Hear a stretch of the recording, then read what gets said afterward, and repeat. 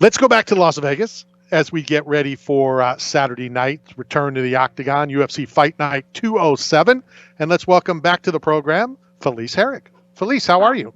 Hi, I'm good. How are you? Not too bad. It's been a while since your last fight week. Is it the same? Is every fight week the same? No. In terms of what? Just getting through it, preparing for it? Not really. This has been like, and I know everybody probably says it, like, every fight, like, this is the best fight week of my life or the best I've ever felt, but it truly is the best I've ever felt, like, in my life. See, I never ask it that way because I remember Tim Sylvia telling me that the biggest question that all of the fighters can't stand is trying to talk about, preparation. And, he would always say, like, yeah, I want to tell you my left knee hurts.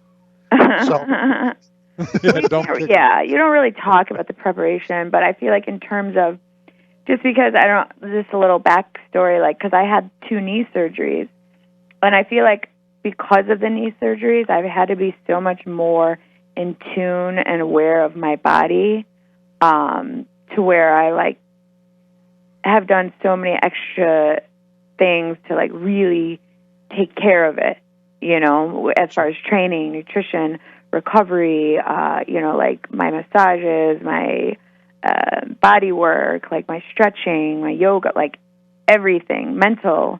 Like, I've been so much more dialed in. I was just going to say that about the mental aspect. I tore, my ACL and MCL and all that stuff. And, it was healed and I still just couldn't mentally run. I was just so scared to run. And it was more mentally for me to start running than it was physically. Yes, I actually was reading that, like, it's so much more mental. And if you can overcome the mental part, the physical part is easy. And I feel like because I started, whatever the recovery was, I started training and easing back in. And, like, I pushed myself, but then if I really felt like my body needed to pull back, I would pull back, and I would, have a hard day and then take a day off, if it was inflamed. But I feel like because I was so determined to get back to fighting, like, I just had to push through all the time. But it was mentally hard. It was very mentally hard because I felt like I wasn't afraid to get hurt again. It was more afraid, like, almost like not knowing if you're pushing too hard or if you're not pushing hard enough, or, if you're doing something that, if it's painful, is it like a good pain, or is it like something that's going to, like, set you back? The one part that you said that I tended to do a lot of was take off days. Can't take them all off, Randy. That's why you don't get results. But that's the problem. That you got to get it big and strong again. Tendons, like, don't heal on their own. Like, it's not like a broken bone where you just slap a cast on and then you're good to go in like 8-12 weeks. However, like, tendons, ligaments, tendons, like the muscle tissue around it, like, you have to, like, adamantly, like, work on it. And it's not just, with training, it is with, like, getting the scar tissue worked on, getting, your muscles stretched. Like, it's such, like, a process. The advantage to where we live in Tampa Bay, a lot of people told me, and I did, I would go out to the beach and walk in the ocean, like, for weeks before the surgery, and then, which helped the process as soon as I started it to recover. And then I would go back out there and just strengthen it by walking in the ocean. Oh, well, that's good. I don't have that luxury. I had the cold Chicago winters. I guess I could walk up the hill in a snowstorm. Yeah, with boots on. That might I don't think that would have been as much fun as walking through the ocean. I know at one of the times that you were on, we talked about lemons into lemonade, and I saw that another episode of the book came out, I think it was last year. Talk about Trident's Farm summer camp.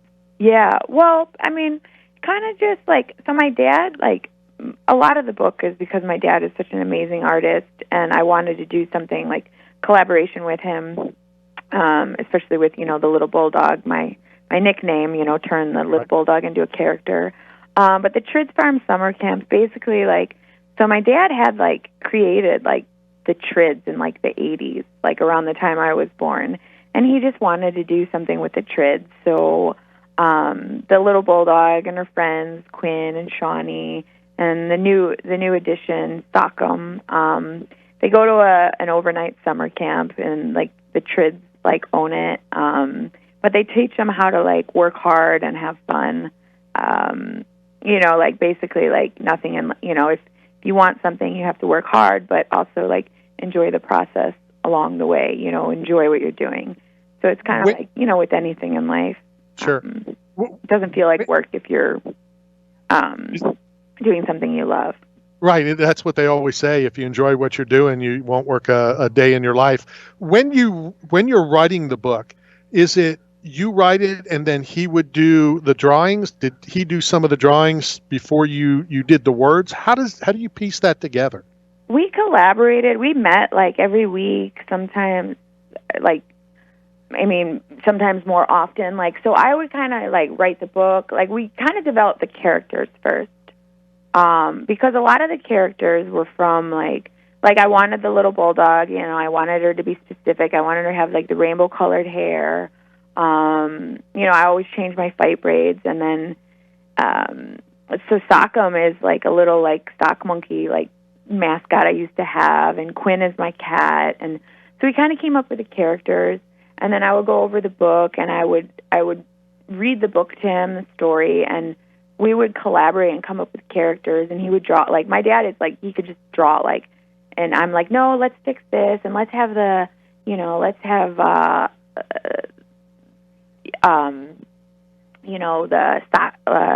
Shawnee always kind of like pointing at himself with a thumbs up, like, like he can just change and create things on the fly, and his creations are like even better than like I would envision in my head. He's such a good artist, but we collaborated and we got together like constantly, and we were just working on the book like in pieces and like figuring out, as the story evolved, like the characters and the scenery and like all kinds of, like, because there's fun like little like Easter eggs hidden in it. There's a lot of like adult humor in the books as well, like just in the pictures, the illustrations. Like, if you look through them, like they're almost all kind of like a little like I Spy. Like, you find like new things all the time. It's so yeah, we had a lot of fun collaborating on it. So Felice, like we're in Tampa Bay, the home of the two-time Stanley Cup champions. There's an amazing tradition where Lord Stanley Cup, babies have been bathed in it, and they drink beer out of it, and it ends up in some pretty amazing places. I've seen the UFC championship belt on baseball diamonds throwing out first pitches, but I don't think I've ever seen it on the runway walking down the aisle at Carla Esparza's wedding, where you put the belt on her. So question for you is, would the wedding have been postponed if she didn't win the belt, or did they wait for that day? No, Carla had been waiting, like, because I know Carla had wanted like the title fight for a while, and she was like pushing for it and pushing for a date, and she already had the wedding set, and then I remember she had gotten the call, and it was like about, okay, we got a date for the fight, and literally it was a week before her wedding, and she was like, what, I've already done all this planning and whatnot for the wedding, like, I'm just going to do the wedding. I don't care if I have a black eye, I don't, whatever. So yeah, like, good for her. Like, she kept, like, I don't know if I could have done that, like, I would have been so stressed about wedding planning, stressed about like the fight, like what if I, but she did it, and but then the story is like that much better, because now she gets to walk down the aisle like a UFC champion with her belt, and it's a pretty cool story. Yeah, I thought, the photos were cool, but here's my question, to you, Matt, to everybody. So it's okay that she wore it with the wedding dress, which I thought was fantastic. But when I talked Tim Sylvia into putting the belt on to throw out the first pitch at a Dodger game, he got blasted for it. I don't get it. I don't know. To each his own, man. Everybody has their own little like sacredness with the belt. I remember doing like an autograph signing or whatever with forgot it, Big Rig. This was his ring name. Johnny Hendricks. Johnny Hendricks, yeah. And like people, he had the belt with him, and like fans would come up to him and be like, "Oh, can I try on your belt?" And he's like, "No." He's like, "I earned that belt." He's like, "When you go win a UFC belt, you can wear it all you want. You know, so people are different, like with the belt. Like everybody has their own, like, how it should be worn, how it should be placed, who should touch it, who should wear it, like how it should be, you know, like how you should act around it. I don't know, like it's Sure. Everybody's got their own just like fight rituals, you know.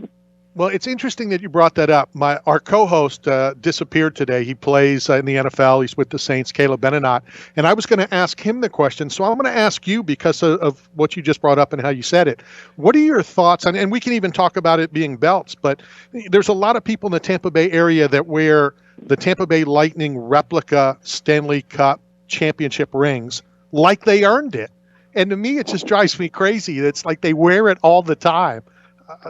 Same with, I've seen a lot of fans that wear WWE belts and UFC belts, and to me, it's kind of crazy. Yeah, I mean, it's cool to be a fan, but like those things, like those mean something. You know, a trophy means something. Like a ring means something. It's like you're not just like you're wearing it with like pride and honor and all like the hard work that you put into it. I don't really like. I mean, it's. I guess to each his own. Like they have to be a super fan, but yeah, it's like I feel like it's something that like it'd be like me walking around with like a big ass diamond wedding ring on my ring finger, like I'm like engaged or married. You know what I mean? Like something that you just don't do unless you're actually engaged or married. Then you wear the big diamond wedding ring on your ring finger. Well, it depends on how many carats it is. Oh, it does. It reminds me back in the day when I told Hulk Hogan that wrestling was the dumbest sport on earth because it's two men fighting for a belt and they have no pants on. So, and it's not even a real. It's not even a real wrestling match. So it's just really good script writing. Saturday is a rematch from a few years ago. And, you know, I always ask fighters, can you take anything from a rematch? And they would normally say, well, if it happened, 2 months ago, maybe. This happened a couple of years ago. Can you take anything from that? I mean, you're talking about my rematch? Yeah. Uh-huh. Yeah. I mean, I know what she's good at. I know what I need to get better at. I mean, I feel like it's kind of like another fight, but I don't know. Like, I don't really know. Like, what can you take anything from it? I don't know what you. I guess I don't really know what you mean by that. Well, just that you've already fought somebody, and people always ask, well, it's a rematch, there's an advantage. And, I've always thought that, it's going to be different. Every fight is different. So I don't know if you can take anything, from a fight that you had quite a few years ago. If it was last week, if it was 2 weeks ago, maybe, but, not years ago. Well, in the sense, it's like everybody should be like evolving. As a fighter, I feel like I know what she has to offer. Like, I don't think her power is going to be any different. Like, I don't think her strength is going to be any different. So in that sense, like, I am a very strong person. I have power. And now that I have more, technique to go along with it, then it just enhances it. So I feel like for myself, like, I have some confidence, But I never go into a fight underestimating anyone, and I never really look at it like, oh, this is a rematch or whatever. Like, this is, like, going to be a cakewalk, or this is going to be a really... Like, every fight to me is going to be, like, the toughest fight of my life. And I have, like, my own kind of, like... I mean, it's great that it's a rematch, but, like, for me, like, my story right now is my knee surgeries. Like, the fact that, like, I could overcome 2 ACL knee surgeries mentally and physically and get back just to being able to fight again. Like that, like in itself for me is just like a win, and it makes me really proud. And I think I took away a lot from my recovery just to become a better fighter. And I'm at a different gym now too. So I feel like I'm just completely evolving. So even like the fighter that I am now is a completely different fighter than the fighter I was 3 years ago when we fought. I gotcha. Have you seen your Panini trading card? I have. I had to sign. Well, there's a couple different versions of them because I had to sign, like, there's the ones that don't have the autographs on them, but then the ones that actually have the autograph are different, and then the Immaculate Collection is even different. Are you talking about the one where I'm fighting Justine Kish? I'm just in general, have you seen them? We do a lot with Panini, and I've always been curious, that when you athletes do sign them, and then all of a sudden there's like a red signature somewhere, or there's one with a silver Sharpie. And I'm curious if that happened to you, and do they tell you to use a different colored signing apparatus, or is that entirely up to you to throw in a different color? No, as far as the Panini goes, they were very specific with the inventory and with everything. It was here, this is the exact Sharpie pen that you have to use on every single autograph. And this is how many cards we sent you, and this is how many, have to be sent back. So if you want cards, you'll have to request that. So yeah, they were very specific. I don't know if it's just because they want to really document that it's like authentic. But as far as the Panini goes, it was just, if they ever see not a blue signature, then it's not authentic. Yeah, it's fake. I got you. Did you request any? Do you have copies of your own trading cards? I do. I have, yeah. They sent me a bunch. They laminated one or put it in a little plaque. They sent me a bunch of gear. Yeah, I do have my own Panini card. Very cool. That's awesome. What can the fans expect to see when you get back in the octagon on Saturday? I think a completely new Felice Herrig, a rejuvenated one, a very aggressive fighter. I think that is the big thing about being at the new gym that I'm at too, is like I feel like I'm finally able to, like, they enhanced like things that I already had and brought new things out in me. Like before I was at like a gym and like the boxing coach would only have me like throw one hard jab, one hard cross, one hard hook. So everything was just like stagnant. Like I had like no movement. I have better footwork now. I have better movement. I feel like I have better explosiveness. Like I've been, I wrestle like every day. My wrestling has gotten that much better. I just feel like, I don't know, Felice 2.0. 2.0. That's awesome. Last thing for you, you've brought up Chicago. I know that's where you're from. Can you explain why no ketchup on hot dogs? Oh, I can't really explain it. I just know like the original, hot dog is just, it's a certain way. It's like relish, it's mustard, it's sports peppers. I missed it. So mustard, sports peppers, relish, tomato, and that's just the way it is. I guess I've seen people put ketchup on hot dogs, but the Chicago way is like a Chicago dog is like very specific to those ingredients.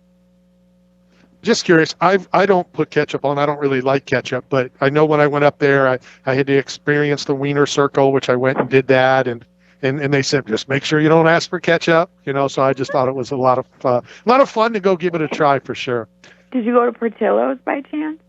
Oh yeah, yeah. Okay, yeah. They're expanding a lot, but they used to be like just Chicago, and then they kept opening more. But now I feel like they have some in like California as well. They just opened one in St. Petersburg, where we're broadcasting from. In St. Pete, Florida, they just opened a big one by the mall. Wow, that's a Chicago place. That's been 20, 30, I don't know, long time they've been open. Definitely good stuff. Felice, thank you very much for your time. Have fun on Saturday. I know we have your address. We're going to send you a care package from 8 Man Strong, as well as a box of really cool socks from Odd Sock Official. If you have time and you're hanging out in the hotel room just trying to kill some time, go to the website, oddsockofficial.com, and tell me which ones you want, and I'll make sure that's what they send, or they'll just send you a box of what they choose, what they take off the racks. No cupcakes this time? No Wicked Good? No, see, Wicked Good sold to Hickory Farms. Oh. And so the family still works there, but they can't do any of that stuff. So yeah, we lost Wicked Good when they sold for millions. So good for the family. But no, now we have socks. You can't eat them, but they are pretty cool. Yeah, I order all the time. Every time I need to send somebody something, I'm like, oh, Wicked Good Cupcakes. So they did get a customer from you. So. Well, it is great cupcakes, that's for sure. But I'm going to email them anyway and say that we talked about it and see if I can get them to send you some. Okay, that would be amazing. Okay, Have fun on Saturday. oddsops.com. Thank you, I will. Yep. All right, talk to you soon. That is Felice Herrig back in the cage on Saturday. She's always been awesome. It's awesome. We talked about the book last time, and hopefully she'll do another one. But that's funny. She does always bring up Wicked Good Cupcakes.